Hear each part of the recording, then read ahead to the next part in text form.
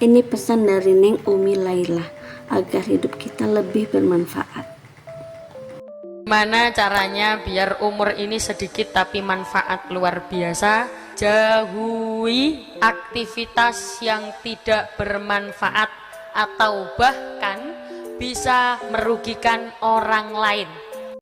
Jangan takut tidak kebagian rezeki. Takutlah jika kita tidak bersyukur dengan rezeki yang diberikan. Rezeki, takut tidak punya syukur. Rezeki pasti ada, tapi belum tentu membuat kita bahagia. Karena yang membuat bahagia itu syukurnya, bukan rezekinya.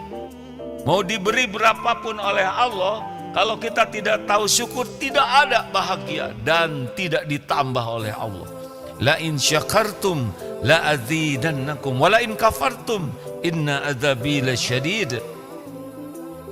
Barang siapa yang bersyukur, Allah tambah karunia-Nya.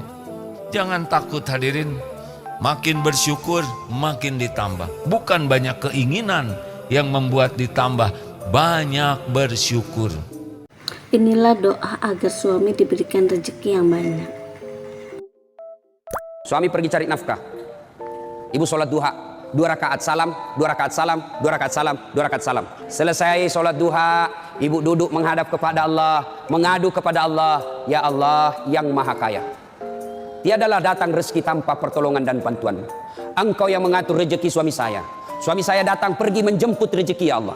Jika rezeki suami saya masih di atas langit, turunkan ya Allah. Jika masih dalam tanah, munculkan ya Allah. Jika masih jauh, dekatkan. Jika masih sedikit, cukupkan. Dan yang lebih penting ya Allah, berkahkan. Lemah jiwa adalah penyebab kita malas untuk beribadah ketika bulan Ramadan. Gagalnya Ramadan penyebabnya 2. 1, lemah ilmu, dan yang kedua lemah jiwa. Loh, lemah jiwa itu apa? Begini, mau ke masjid, hoream, lemah. Mau ngaji, malas, lemah. Pokoknya kalah dirinya tuh. Tapi kalau mau ngambek, menang dia. Ngambeknya berarti dia lemah dalam menahan dirinya. Jika kita terbiasa dengan kebaikan, maka kebaikan itu akan selalu mengikuti kita. Wong nek terbiasa melakukan kebaikan, biasane nek kepireng adan, nek atine nyentrum langsung jawab. Nek kerungu bacaan Al-Quran berarti langsung jawab Allah. Ketika ada bacaan sholawat, dene melu meskipun mong ya Rasulullah niku tumut. Taat kepada Allah akan membuat kita tenang dan bahagia. Dimudahkan taat, tolong dengar ini baik-baik ya. Kalau orang senang taat kepada Allah, Allah memberikan hati yang tenang, sakinah. Di sini teh adem, tenang, nyaman. Walaupun uang terbatas, tidak apa-apa. Wah, saya mah nggak punya tabungan, nggak ada masalah, karena ada Allah yang punya rezeki. Wah, bagaimana nanti? Apa yang dikhawatirkan nanti? Ada Allah yang punya segala-galanya. Tenang, walaupun gaji sedikit, walaupun tidak punya tabungan, tenang, walaupun makanan ala kadarnya, tenang. Karena orang yang bisa taat itu diberikan nikmat tenang di hatinya. Huwallazi anzalas sakinah. Jangan iri dengan rezeki orang lain, karena setiap orang rezekinya itu berbeda-beda. Jadi syukuri saja yang sudah kita dapat. Jangan ribet dengan rezeki orang lain. Jangan membanding-banding. Tiap orang punya kapling takdir masing-masing. Jangankan seangkatan, sekampung, seibu sebapak aja beda-beda rezekinya. Jangan capek mikirin rezeki orang. Sama rezeki tetangga, rezeki teman, rezeki adik, kakak, sama, yang ngasihnya adalah Allah. Kalau mau tinggal minta ke Allah. Nggak usah mikirin kenapa dia punya TV gede gitu. Kalau saudara nggak kebeli, deketin TV yang ada. Jadi Istri dulu atau orang tua dulu yang harus didahulukan? Kita dengar penjelasannya bersama Neng Umi Laila. Seorang istri cemburu kepada ibunya.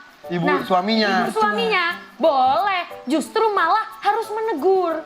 Yang pertama kali harus dipenuhi nafkahnya itu mas, istrinya dulu, baru ibumu. Kalau istrimu belum makan, kebutuhan tidak tercukupi, maka kamu jangan ke ibumu dulu, istrinya dulu. Karena kewajiban seorang suami menafkahi istrinya terlebih dahulu yang paling utama. Tapi kan yang nyekolahin ibunya. Yang ngurus dari kecil itu ibunya. Tapi kan yang ngelahirin anaknya istrinya, yang ngurus anaknya istrinya. Tapi yang ngelahirin sang suami itu ibunya sendiri loh. Ya tapi yang ngurus anaknya siapa? Tidak ada jodoh yang sempurna. Kita lihat ceramahnya bersama A lagi.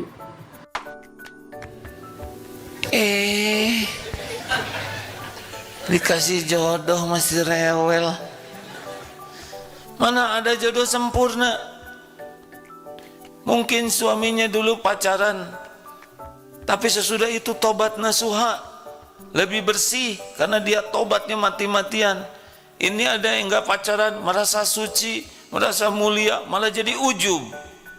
Kalau udah nikah perlu nanya enggak? Bu, kamu dulu punya pacar enggak? Mau ngapain? Cari penyakit. Yang lalu sudah berlalu. Jangan suka ngungkit-ngungkit, enggak boleh. Ini kata Tom Lembong tentang orang yang beriman. Saya suka bilang, ya, antara orang yang beriman, meskipun beda agama, itu biasanya lebih nyambung daripada antara orang yang tidak beriman, meskipun sama agama.